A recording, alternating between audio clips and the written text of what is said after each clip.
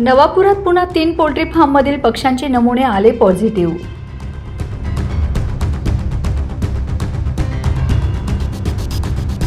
नवापुरात पुन्हा 3 पोल्ट्री फार्ममधील पक्ष्यांचे नमुने तपासणीसाठी भोपाळ येथे पाठवण्यात आले होते.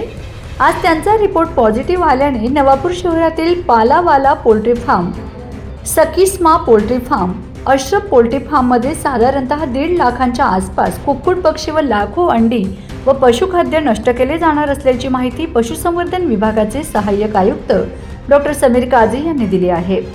या 3 पोल्ट्री फार्ममधील 1 किलोमीटर परिसरात या 3 सह अन्य 2 पोल्ट्रींचा समावेश होतो. करंजी भागातील जनता पोल्ट्रीमध्ये एकही पक्षी नाही.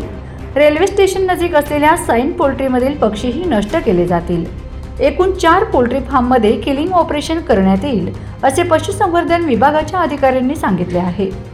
30 एप्रिल 2026 रोजी आलेल्या रिपोर्टनुसार 9 पोल्ट्री फार्ममध्ये 1 मे ते 6 मे दरम्यान या 6 दिवसात आतापर्यंत 6 दिवसात 2,47,174 कुक्कुट पक्षी नष्ट करण्यात आले.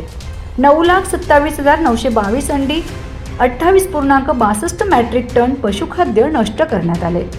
पहिल्या टप्प्याप्रमाणे दुसऱ्या टप्प्यात देखील लाखो पक्षी अंडी नष्ट करण्यात येणार आहेत. यासाठी पशुसंवर्धन विभागाची टीम सज्ज झाली आहे. उन्हाचा पारा 40 अंश सेल्सिअसवर गेल्याने तापमान अधिक वाढले आहे.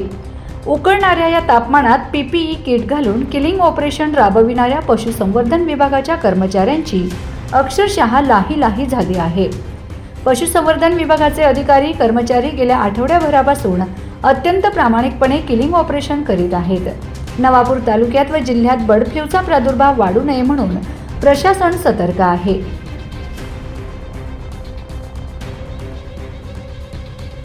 Bureau report, Navapur express news, Navapur.